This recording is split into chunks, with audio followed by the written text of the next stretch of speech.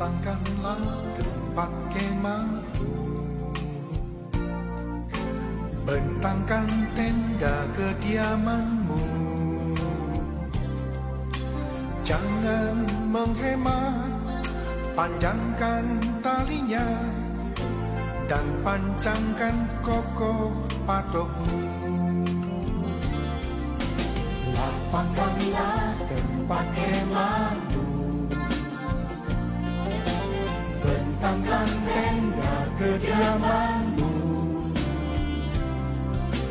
Jangan menghemat, panjangkan talinya dan pancangkan kokoh patokmu.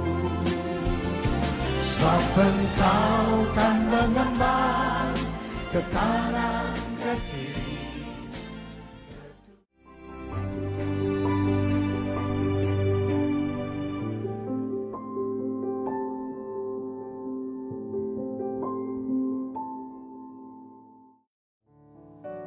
Puji nama Tuhan, saudaraku yang terkasih dalam Tuhan Yesus Kristus. Shalom. Dimanapun saudara berada hari ini, mari kita mau datang dengan segenap hati, memuji dan memuliakan Allah kita. Sebab hanya Dialah kekuatan kita, gunung batu pertahanan kita, sumber kekuatan kita. Yang siap memuji Tuhan, mari beri tepuk tangan yang dahsyat buat Allah kita. Sorakan haleluya.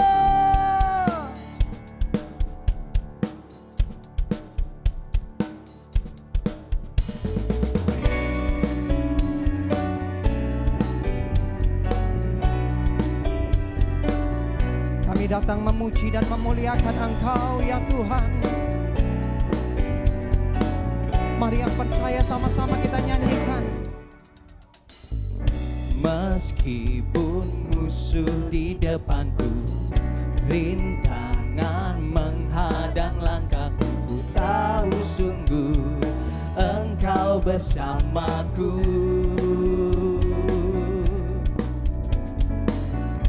Beribu rebah di kiriku, berlasa di sisi kananku, ku tahu janjimu Engkau bersamaku. Mari dengan penuh percaya berkata, takkan pernah goyah keyakinanku pada dirimu, Yesus Tuhanku. Tiada yang seperti dirimu, Kaulah kuatku, kebanggaanku, gunung batu dan keselamatanku. Kuat tanganmu, perlindunganku, Kaulah Allah, sumber kemenanganku. Mari yang percaya hari ini sama-sama kita bernyanyi. Meskipun musuh di depanku, rintangan menghadang langkahku, ku tahu sungguh Engkau bersamaku.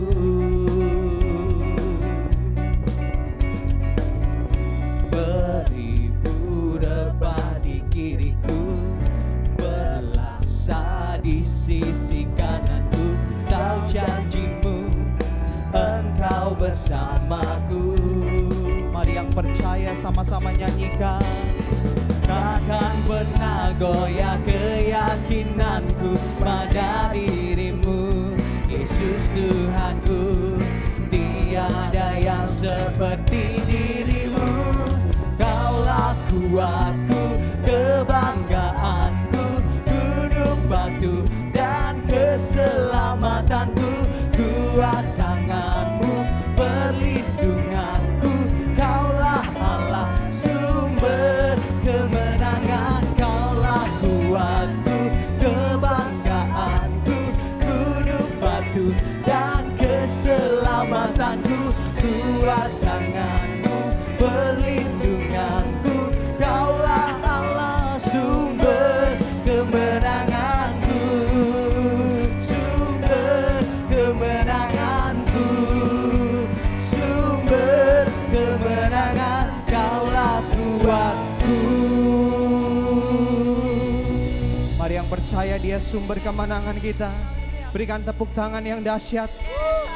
Sebab Allah kita sanggup lakukan perkara yang besar. Haleluya.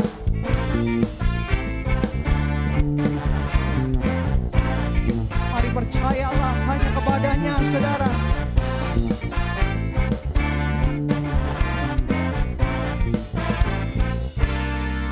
Apa yang tak pernah dilihat mata, yang tak pernah didengar telinga,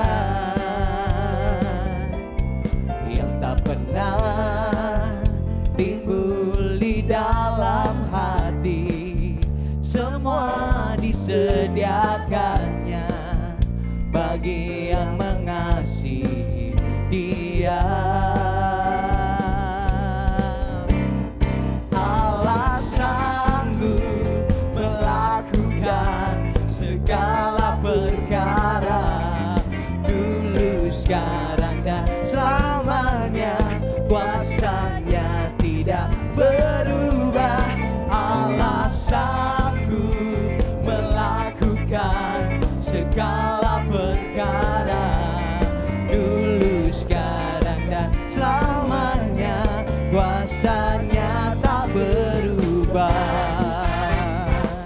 Ini iman kami ya Tuhan, ini setiap kami umat-Mu ya Aba. Mari yang percaya sama-sama nyanyikan. Apa yang tak pernah dilihat mata, yang tak pernah didengar telinga, yang tak pernah timbul di dalam hati, semua disediakannya bagi yang mengasihi Dia. Allah sanggup melakukan segala perkara, dulu, sekarang, dan selamanya. Kuasanya tidak berubah. Allah sanggup melakukan segala perkara, dulu, sekarang, dan selamanya. Kuasanya tak berubah. Kita percaya bahwa apapun yang terjadi dalam hidupmu, Allah sanggup melakukan segala perkara yang dahsyat dan ajaib. Yang percaya katakan amin. Haleluya.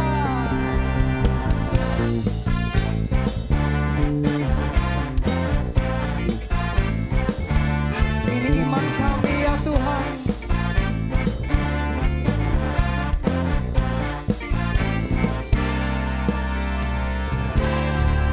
Allah sanggup melakukan segala perkara, dulu, sekarang, dan selamanya. Kuasanya tidak berubah. Allah sanggup melakukan segala perkara, dulu, sekarang, dan selamanya. Kuasanya tak berubah.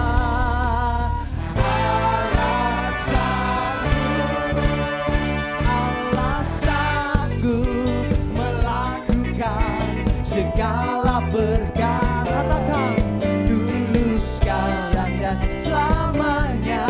Kuasanya Allah sanggup melakukan segala perkara, dulu, sekarang, dan selamanya. Kuasanya tak berubah, dulu, sekarang, dan selamanya. Kuasanya tak berubah.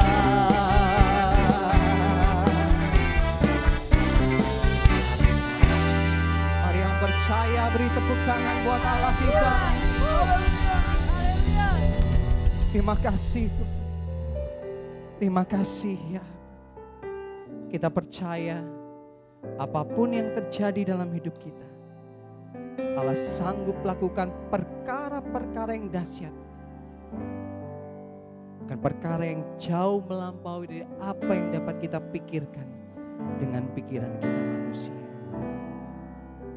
Sebab tiada berubah kuasa-Mu. Dulu, sekarang, bahkan sampai selama-lamanya.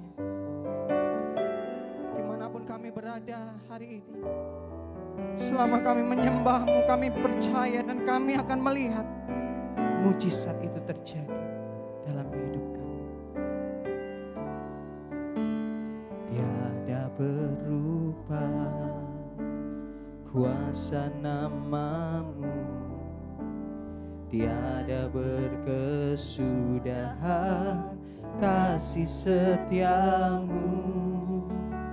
Apabila Tuhan sudah berfirman, maka semuanya jadi.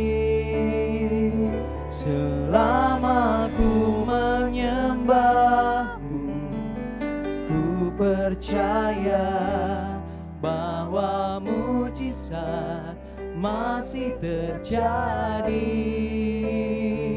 Selama Kau besertaku, ku melihat ada mujizat setiap hari.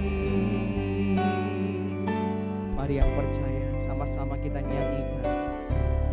Tiada berubah kuasa nama-Mu, tiada berkesudahan kasih setia-Mu. Apabila Tuhan sudah berfirman, maka semuanya jadi. Selama ku menyembah-Mu, ku percaya bahwa mujizat masih terjadi.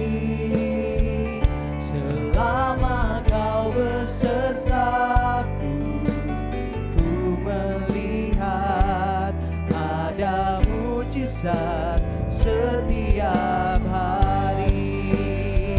Selama ku menyembah-Mu, ku percaya bahwa mujizat masih terjadi. Selama Kau besertaku, ku melihat ada mujizat setiap hari. Mari yang percaya, sama-sama katakan. Selama ku menyembah-Mu, ku percaya bahwa mujizat masih terjadi. Selama Kau besertaku, ku melihat ada mujizat. Sembah Dia setiap hari. Kami percaya selalu ada mujizat-Mu saat ku menyembah-Mu. Selama Kau besertaku, mujizat terjadi. Kami percaya. Mari menyembah Dia, saudara.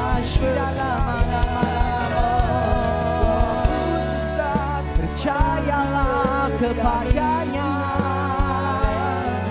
apapun yang terjadi, kuasa-Nya tetap sama, dulu, sekarang, dan selamanya.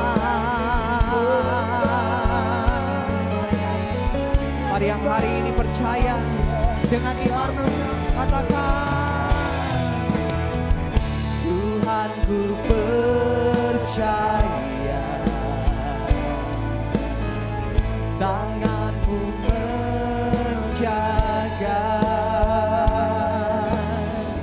yang berharap kepadamu, takkan kau biarkan. Tuhan, ku percaya janji-Mu setia, tetap ku hidup bagi-Mu sampai selamanya. Mari yang percaya katakan, Tuhan, ku percaya tangan-Mu menjaga, yang berharap kepadamu, takkan kau biarkan. Tuhan, ku percaya janji-Mu setia,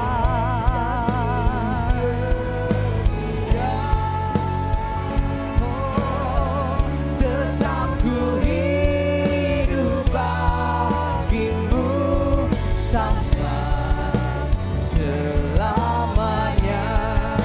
Mari yang percaya katakan, Tuhan, ku percaya tangan-Mu menjaga, yang berharap kepadamu, takkan kau biarkan. Tuhan, ku percaya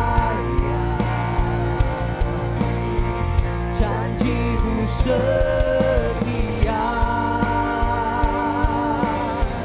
tetap ku hidup bagi-Mu sampai selamanya, tetap ku hidup bagi-Mu sampai selamanya, tetap ku hidup bagi-Mu sampai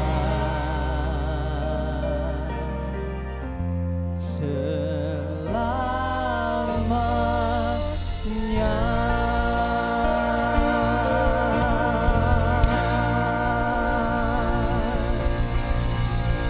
Kami percaya,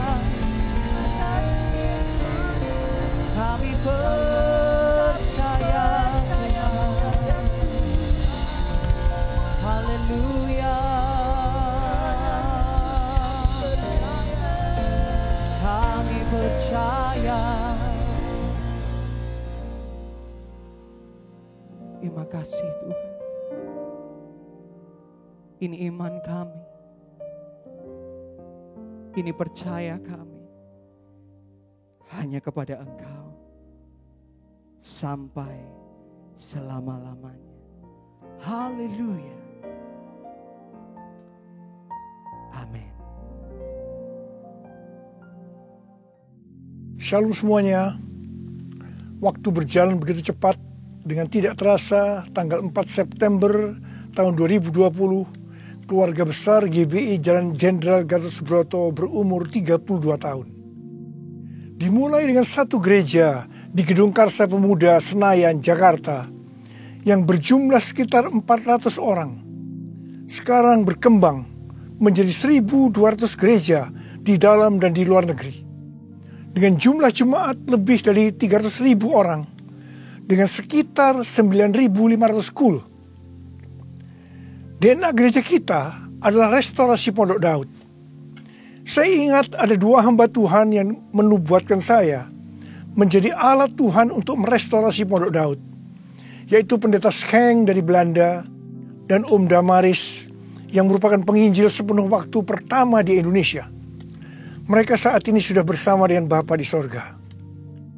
Kisah Para Rasul 15 ayat 15 sampai dengan 18 berkata bahwa Tuhan Yesus akan datang kembali dan merestorasi pondok Daud yang telah roboh. Ini tidak berarti bahwa restorasi pondok Daud baru terjadi pada waktu Tuhan Yesus datang kembali. Tetapi restorasi pondok Daud ini sedang terjadi pada hari-hari ini dan akan selesai secara sempurna pada saat Tuhan Yesus datang kembali. Untuk apa Tuhan Yesus merestorasi pondok Daud? Supaya semua orang lain mencari Tuhan dan segala bangsa yang disebut milik Tuhan mencari Tuhan. Ini berarti tujuan Tuhan Yesus merestorasi pondok Daud supaya terjadi penuaian jiwa besar-besaran. Apa yang dimaksudkan dengan restorasi pondok Daud? Dalam 25 tahun yang pertama, sejak tahun 1988, pengertiannya adalah doa, pujian, penyembahan bersama-sama dalam unity siang dan malam. Dalam 25 tahun yang kedua, pengertiannya adalah prajurit-prajurit Tuhan yang gagah perkasa, yang mempunyai gaya hidup berdoa, memuji dan menyembah Tuhan dalam unity siang dan malam, dan melakukan kehendak Tuhan pada zaman ini. Jadi hari-hari ini di tengah pandemi COVID-19 yang sedang direstorasi adalah kita-kita, yaitu saudara dan saya, supaya menjadi prajurit-prajurit Tuhan yang gagah perkasa, yang artinya menjadi pemenang. Untuk menjadi pemenang, maka yang pertama, gaya hidup kita adalah berdoa, memuji dan menyembah Tuhan dalam unity siang dan malam. Artinya kita harus hidup intim dengan Tuhan. Kita sekarang sedang direstorasi untuk menjadi lebih intim dengan Tuhan. Untuk menjadi pemenang, maka yang kedua, kita harus melakukan kehendak Tuhan pada zaman now. Dan kita sekarang sedang direstorasi untuk bisa melakukan kehendak Tuhan pada zaman now. Sesuai dengan pesan Tuhan Yesus kepada 7 sidang jemaat dalam kitab Wahyu pasal 2 dan pasal 3. Yang berarti ini juga pesan buat kita semua. Bahwa hanya pemenang yang masuk sorga. Pada waktu Tuhan Yesus merestorasi saya di tengah-tengah pandemi COVID-19 ini, untuk menjadi lebih intim dengan Tuhan, untuk lebih mengerti kehendak Tuhan pada zaman now, itu sangat menyakitkan. Saya diproses, saya dibersihkan, saya dimurnikan, saya harus diam di rumah, berdiam diri sampai dengan hari ini. Tuhan berbicara kepada saya melalui Yesaya 26 ayat 20 dan 21 yang berkata, "Mari bangsaku, masuklah ke dalam kamarmu, tutuplah pintumu sesudah engkau masuk, bersembunyilah barang sesaat lamanya, sampai amarah itu berlalu. Sebab sesungguhnya Tuhan mau keluar dari tempatnya untuk menghukum penduduk bumi karena kesalahannya, dan bumi tidak lagi menyembunyikan darah yang tertumpah di atasnya, tidak lagi menutupi orang-orang yang mati terbunuh di sana." Sampai hari ini, terus terang saya masih merasakan amarah Tuhan belum berlalu. Saya tidak tahu sampai berapa lama kita disuruh bersembunyi barang sesaat lamanya. Pasti ada maksud Tuhan menyuruh kita bersembunyi barang sesaat lamanya. Kalau kita melihat tokoh-tokoh dalam Alkitab, mereka harus bersembunyi atau disembunyikan Tuhan barang sesaat lamanya sebelum melakukan pekerjaan besar. Seperti Nuh dan keluarga. Disuruh bersembunyi oleh Tuhan dalam bahtera selama 1 tahun. Sampai akhirnya Nuh bangkit menjadi bapa atas semua bangsa. Yakub disuruh bersembunyi oleh Tuhan di rumah Laban pamannya ketika harus lari dari Esau. Tetapi 20 tahun kemudian, Yakub bangkit dengan keluarga yang baru, kekayaan baru, identitas baru.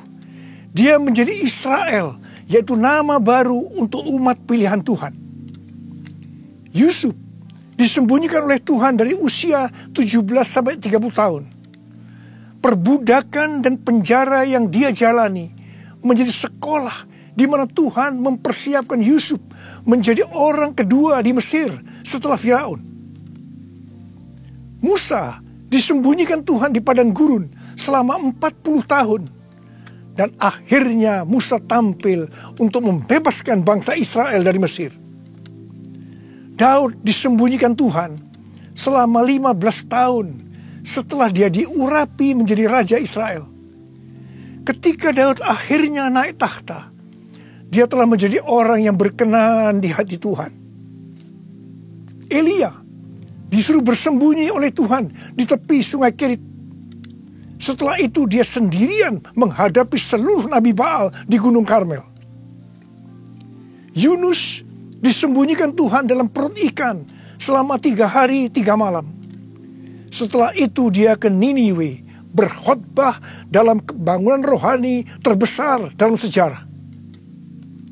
Murid-murid Tuhan Yesus disuruh bersembunyi oleh Tuhan di kamar loteng Yerusalem selama 10 hari sampai Roh Kudus dicurahkan secara luar biasa. Mereka dipakai untuk melakukan amanat agung. Penuaian jiwa besar-besaran terjadi. Paulus disembunyikan oleh Tuhan di tanah Arab dan di Damsyik selama 3 tahun. Ketika dia kembali, dia dipakai Tuhan secara luar biasa dan menjungkir balikkan dunia. Paulus juga disembunyikan Tuhan di dalam penjara Romawi. Ketika dibebaskan, Paulus sudah menyelesaikan surat penggembalaan Efesus, Filipi, Kolose, dan Filemon. Rasul Yohanes disembunyikan Tuhan di Pulau Patmos, di mana kitab Wahyu, kitab nubuatan terbesar sepanjang masa, dituliskan, dan sekarang itu diberikan kepada kita. Akhirnya yang paling luar biasa, Allah menyembunyikan Tuhan Yesus. Dia tinggal di dalam rahim bumi selama 3 hari. Dan pada hari ketiga, Tuhan Yesus bangkit dan membawa keselamatan bagi seluruh umat manusia. Saya percaya setelah kita, yaitu saudara dan saya, taat waktu disuruh bersembunyi barang sesaat lamanya, meskipun kita akan mengalami hal-hal yang tidak enak, kebosanan, perasaan takut, khawatir, putus asa, tetapi pasti setelah itu ada berkat, kuasa, pengurapan double portion yang Tuhan Yesus sediakan. Haleluya! Kedepan ini, Tuhan akan memakai setiap kita sesuai dengan rencananya. Untuk itu, Tuhan menyembunyikan kita barang sesaat lamanya.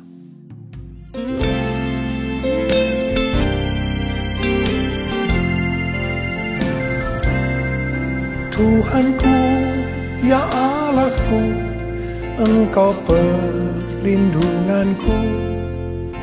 Hanya kepadamu ku bersujud.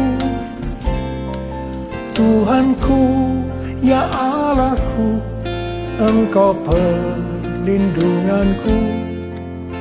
Hanya kepadamu ku bertelut. Aku memuji Engkau, Yesus, menyembah kepadamu.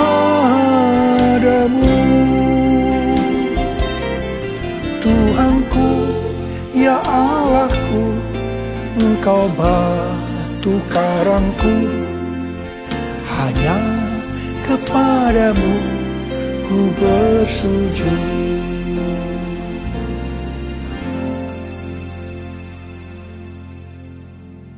Tadi dikatakan, untuk menjadi pemenang, maka ada 2 hal yang harus dilakukan. Yang pertama, gaya hidup kita harus berdoa, memuji, dan menyembah Tuhan dalam unity siang dan malam. Artinya, hidup intim dengan Tuhan. Yang kedua, melakukan kehendak Tuhan pada zaman now. Para ahli teologi sedang mengamati bahwa ada 3 gerakan besar yang sedang terjadi dalam menyelesaikan amanat agung Tuhan Yesus. Gerakan pertama melalui gereja rumah. Kul termasuk di sini. Yang kedua, melalui kesembuhan massal. Gerakan ketiga, penginjilan melalui doa. Penginjilan melalui doa ini adalah restorasi Pondok Daud. Ketiga hal ini sedang kita lakukan hari-hari ini. Pada tanggal 17 Agustus 2020, yaitu pada perayaan ulang tahun Indonesia yang ke-75, kita disuruh oleh Tuhan untuk mengadakan Zoom meeting dengan tema Trumpet Call for All Nations, yang diikuti oleh banyak bangsa-bangsa. Pada waktu itu Tuhan menyampaikan pesan bahwa trompet Tuhan sedang berbunyi untuk memanggil umatnya, bangsa-bangsa, untuk berdoa. Melalui Yeremia 33 ayat 3, Tuhan berkata, "Berserulah kepadaku, maka aku akan menjawab engkau dan akan memberitahukan kepadamu hal-hal yang besar dan hal yang tidak terpahami, yakni hal-hal yang tidak kau ketahui." Ada 3 topik doa yang Tuhan mau kita lakukan hari-hari ini. Yang pertama, berdoa untuk negara kita, Indonesia. Yang kedua, berdoa untuk pertobatan. Dan yang ketiga, berdoa untuk penuaian jiwa besar-besaran. Kita harus berdoa untuk negara kita, Indonesia. Sesuai dengan Yeremia 29 ayat 7, kita harus berdoa untuk kesejahteraan negara kita. Karena kalau negara Indonesia sejahtera, maka kita juga akan mengalami sejahtera. Sesuai dengan Yesaya 48 ayat 18, bahwa kesejahteraan akan terjadi kalau kita memperhatikan perintah-perintah Tuhan. Karena itu, marilah kita berdoa bahwa negara Indonesia akan memperhatikan perintah-perintah Tuhan. Sesuai dengan yang terdapat dalam 2 Tawarikh 7 ayat 13 dan 14 yang berkata, kalau kita melihat Tuhan menutup langit sehingga tidak ada hujan, kalau kita melihat Tuhan menyuruh belalang memakan habis hasil bumi, ini berbicara tentang resesi ekonomi. Kalau kita melihat Tuhan melepaskan penyakit sampar di antara umatnya, ini berbicara tentang COVID-19. Maka Tuhan meminta kepada kita untuk merendahkan diri, berdoa, mencari wajah Tuhan, dan berbalik dari jalan-jalan yang jahat. Kalau kita melakukan ini, maka Tuhan akan mendengar dari sorga. Tuhan akan mengampuni dosa-dosa kita. Dan Tuhan akan memulihkan negeri kita, Indonesia, dari pandemi COVID-19 dan resesi ekonomi. Kita juga harus berdoa untuk penuaian jiwa besar-besaran. Sebelum terjadi penuaian jiwa besar-besaran, selalu didahului dengan kebangkitan doa. Sebelum Roh Kudus dicurahkan di kamar loteng Yerusalem 2000 tahun yang lalu, yang disebutkan sebagai Pentakosta pertama, maka murid-murid Tuhan Yesus semua bertekun dengan sehati dalam doa bersama-sama, yang artinya mereka berdoa, memuji dan menyembah Tuhan dalam unity siang dan malam. Ini adalah prinsip restorasi Pondok Daud. Hal ini juga terus dilakukan setelah Roh Kudus dicurahkan. Penuaian jiwa besar-besaran terjadi. Amin. Demikian pula pada waktu Roh Kudus dicurahkan di Azusa Street, yang disebutkan sebagai Pentakosta kedua. William Seymour yang memimpin doa. Semua bertekun dengan sehati dalam doa bersama-sama. Dan penuaian jiwa besar-besaran juga terjadi.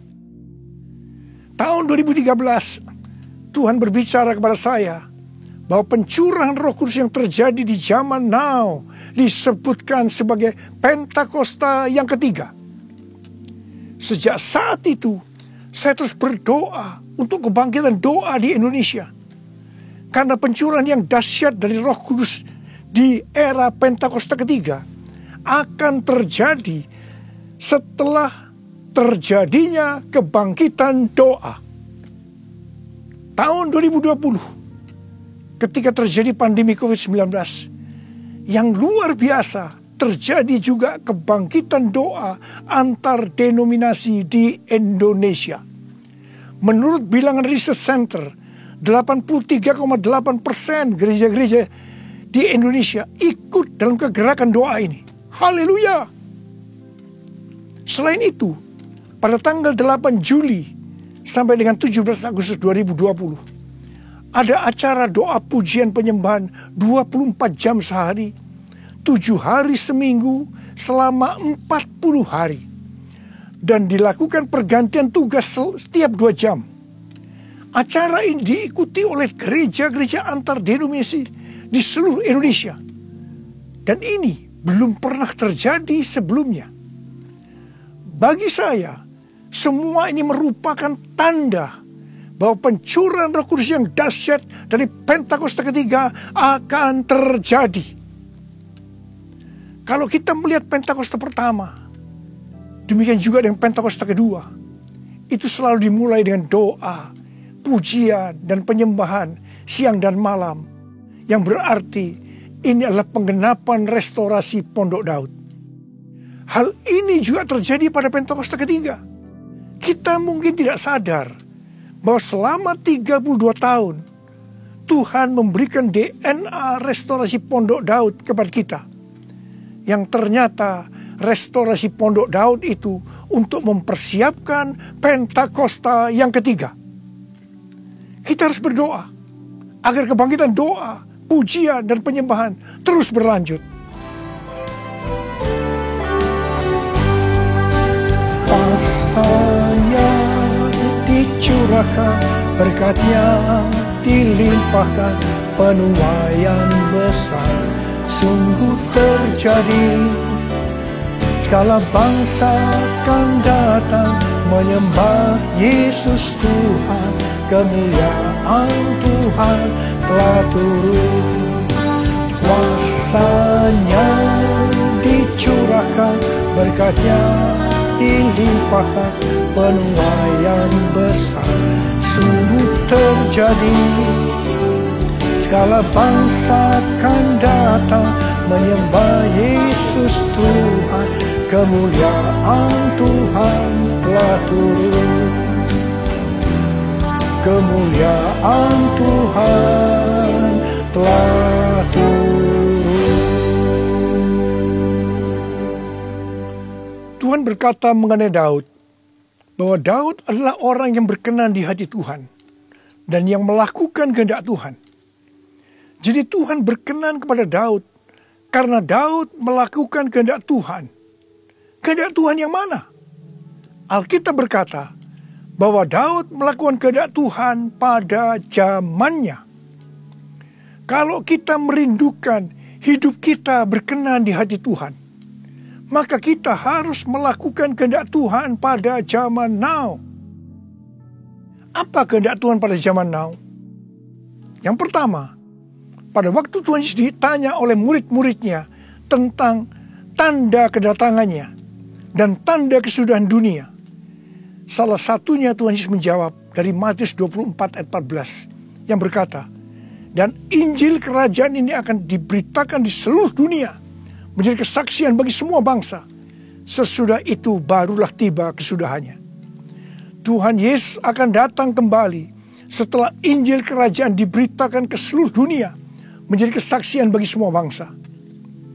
Tuhan Yesus pasti datang kembali. Yang percaya katakan amin. Karena itu Tuhan Yesus memberikan amanat agung kepada murid-muridnya dengan berkata di dalam Matius 28 ayat 19 dan 20. Karena itu pergilah, jadikan semua bangsa muridku, dan baptislah mereka dalam nama Bapa dan Anak dan Roh Kudus, dan ajarlah mereka melakukan segala sesuatu yang telah kuperintahkan kepadamu. Dan ketahuilah, aku menyertai kamu senantiasa sampai kepada akhir zaman. Tuhan Yesus memberikan tugas kepada kita untuk menyelesaikan amanat agung dengan kuasa dari Roh Kudus. Ini kehendak Tuhan pada zaman now. Yang kedua, kehendak Tuhan pada zaman now adalah sebagai berikut. Dari tanggal 19 September tahun 2020 sampai dengan 7 September 2021. Menurut kalender Ibrani, kita memasuki tahun 5781 yang disebutkan dengan P Alef. P Alef artinya 81. P menggambarkan sebuah mulut, di mana peranan mulut adalah untuk memuji, meninggikan, mengucap syukur kepada Tuhan, melepaskan berkat, bukan dipakai untuk berbicara hal-hal yang kotor, gosip, porno, kepahitan, menjalikan orang lain, hoax, dan lain-lain. Alef adalah angka 1, suatu permulaan yang baru. Yohanes 1 ayat 1 berkata, pada mulanya adalah firman. Firman itu bersama-sama dengan Allah, dan firman itu adalah Allah. Jadi memasuki tahun P Alef, mari kita berjanji kepada Tuhan untuk menggunakan mulut ini hanya untuk berbicara tentang firman Tuhan. Ini adalah kehendak Tuhan pada zaman now, yaitu menggunakan mulut ini hanya berbicara tentang firman Tuhan. Saudara yang mau melakukan, katakan amin. Mari kita yang mau melakukan ini, kita ikrarkan janji kita ini dengan menyanyikan lagu ini.